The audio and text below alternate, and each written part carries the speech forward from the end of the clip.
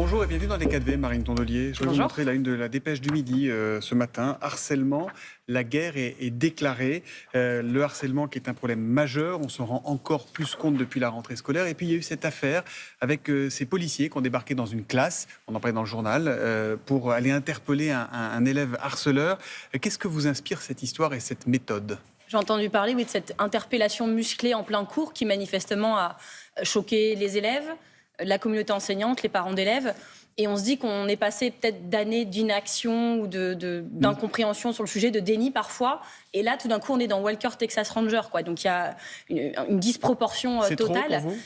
Je pense qu'on ne peut pas laisser la communauté enseignante seule sur le sujet. On voit bien qu'ils sont assez démunis, mais on ne peut pas non plus laisser la police seule sur le sujet. Ce n'est pas qu'un sujet de police et de justice. Et donc, ce que proposent les écologistes, c'est de mettre en place des médiateurs scolaires qui seraient là, justement, pour avoir ce rôle dans chaque école. Ne pas laisser, évidemment, les victimes de harcèlement seules et leurs parents.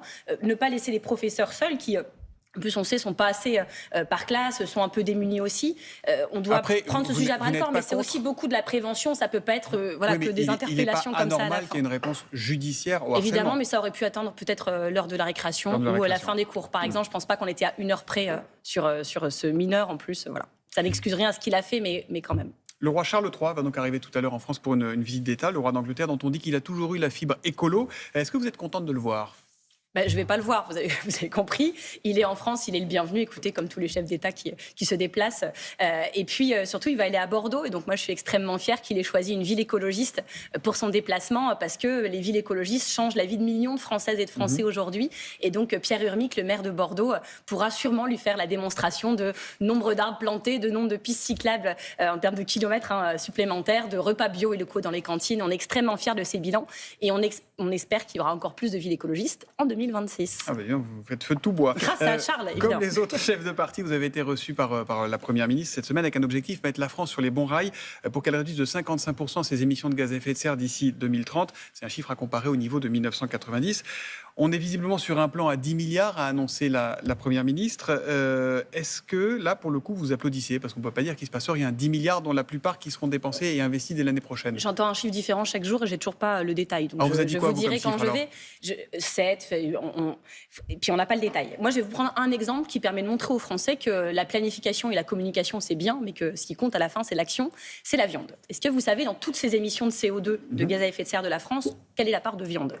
Non, vous allez me le dire. C'est 12% de toutes les émissions de la France. On voit bien que c'est un sujet majeur. C'est aussi 60% de la déforestation au niveau mondial. C'est la pression sur l'eau.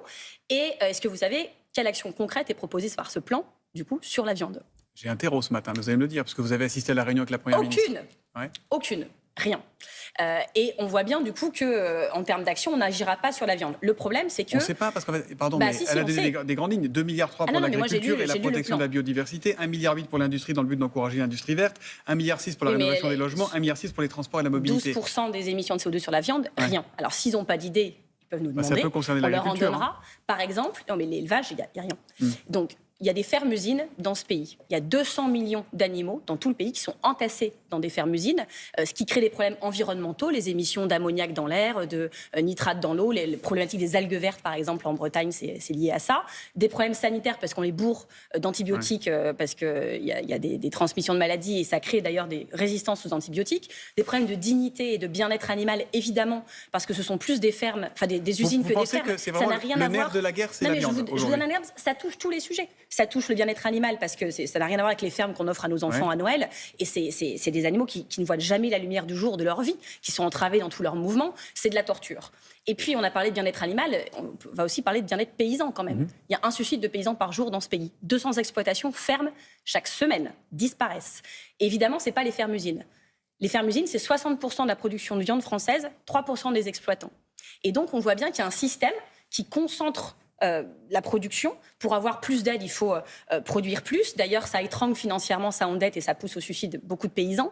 Mais pour un modèle qui ne les fait pas vivre mieux. Et donc, avec ce sujet des fermes-usines, on touche tous les sujets qui ne vont pas dans ce pays. Et ça n'a pas été abordé par la Première ministre ? Il n'y a rien sur la viande. Et donc, on voit bien, moi, je suis végétarienne depuis 2009, je ne demande pas à tous les Français d'arrêter tout d'un coup la viande. On doit se sentir coupable quand on mange un steak aujourd'hui ou pas ? Les scientifiques disent, tous, oui. qu'on mange trop de viande. On en mange 2 fois plus en moyenne en France que ce qui est bon pour la santé. C'est-à-dire qu'on en mange tellement que c'est pas bon pour notre santé. Et qu'il faut en manger moins, mais quand vous allez au restaurant, qualité. Vous voyez quelqu'un qui se fait servir une pièce de viande, vous le regardez de travers ou... Vous n'avez pas l'air de bien me connaître, je suis plutôt... Il n'y a pas de problème, chacun fait ce qu'il veut. On n'est jamais allé au restaurant ensemble. Moi, je n'en mange pas, c'est mon choix depuis 2009, en rentrant de la COP 15 à Copenhague, où je m'étais dit, c'est pas viable. Il se trouve qu'il y a des gens qui aiment bien la viande, ils ont le droit d'en manger. Mais vous voyez bien qu'on en mange trop et que ça n'est pas viable. Donc on a entendu ça, c'est un point qui manque dans ce qu'a annoncé la Première ministre de votre point de vue. Vous proposez un ISF climatique. Également. Est-ce que l'impôt peut toujours être la réponse à tout ? Il doit forcément faire partie de la réponse. Déjà, l'impôt sur les grandes fortunes, j'ai toujours pas compris pourquoi il avait été supprimé. ISF, Votre collègue parlait des redistributions à l'instant. Évidemment que les plus riches et ceux qui sont très très riches doivent contribuer plus. Nous, on propose d'ajouter une dimension climatique à cet impôt. Il serait de combien ? Il serait payable par qui ? Il rapporterait combien ? Déjà, il faut que celles et ceux qui placent leur richesse dans des placements qui accélère le changement climatique paye plus et que le rendement de cet impôt soit attribué aux conséquences du changement climatique. Et surtout, un truc très simple, qu'on vive mieux, qu'on mange mieux, qu'on respire mieux, qu'on puisse se loger mieux et rénover thermiquement son logement, qu'on puisse se déplacer mieux, parce qu'on parle beaucoup des chèques essence, de comment on fait baisser le prix du carburant. On peut aussi parler de comment Vous êtes favorable à la vente de carburant à perte ou pas ? Dis-moi, les distributeurs ne sont pas très chauds. J'ai entendu Bruno Le Maire nous expliquer que ça allait baisser de 47 centimes au litre, et ce matin, c'était 5 centimes. Donc ça a déjà baissé en quelques jours. Il était là et il n'a pas donné de chiffres. Il a donné des chiffres différents chaque jour, donc je ne sais plus quoi penser. Et par ailleurs, évidemment, quand on autorise la vente à perte de carburant, c'est possible quand vous êtes une grande surface, des grands groupes. Pour les stations indépendantes, ça l'est moins. Donc ça encourage les grandes surfaces qui vont faire de l'essence un prix d'appel parce que vous allez dire, tiens, c'est moins cher là-bas, je vais faire mon plein là, puis du coup, je vais faire mes courses. C'est comme ça que ça va marcher. Ça favorise les gros et surtout, en vrai, il faut aider en priorité celles et ceux qui peuvent faire ceux qui peuvent pas faire sans essence. Là, ce que vous faites quand vous faites ça, c'est que vous dites, pour tout le monde, on va baisser les prix. La réalité, c'est qu'il y en a qui peuvent payer une essence chère à son vrai prix. Son prix qu'on annonce depuis des années qu'il va augmenter. Et il y en a qui peuvent faire sans. Oui, je vous réponds sur l'essence. Vous voulez quoi en fait ? Vous voulez une aide ciblée du gouvernement ? Vous voulez encourager la grande distribution à baisser les prix ? Parce que c'est facile de dire mais il faut faire quoi ? On a besoin premièrement, dans cette société qui est intoxiquée à l'essence, d'un sevrage.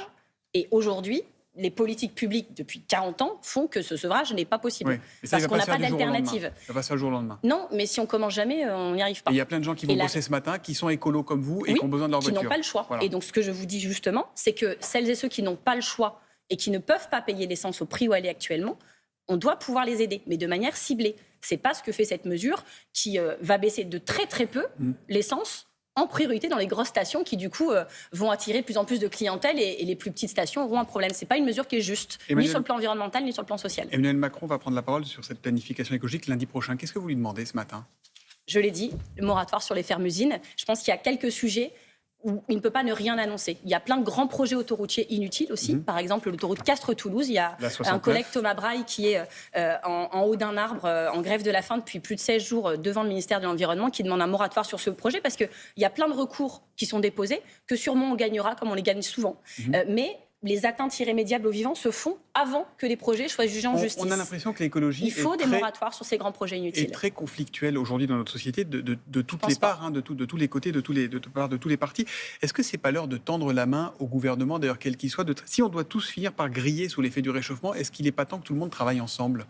Et c'est ce que je fais quand je vais voir Madame Borne 2 heures sur le sujet lundi matin. C'est ce que je fais quand je prends rendez-vous avec le secrétaire général à la planification écologique, qu'avec des maires, des élus locaux et des parlementaires écologistes, nous avons rencontré 2 heures la semaine dernière. Nous le faisons, nous avons fait nos propositions, mais encore une fois, les réunions, la communication, il y en a beaucoup avec ce gouvernement, c'est bien. Ce qu'il faut, c'est l'action. Et donc, s'il n'y a pas de moratoire sur les fermes-usines, pas de moratoire sur les méga-bassines, pas de moratoire sur les grands projets autoroutiers inutiles et pas de mesures très fortes pour encourager la justice environnementale et la justice sociale pour qu'on vive mieux, alors ce plan n'aura servi à rien. Ce serait quand même très dommage. Donc, nous, on sera là pour pousser l'action.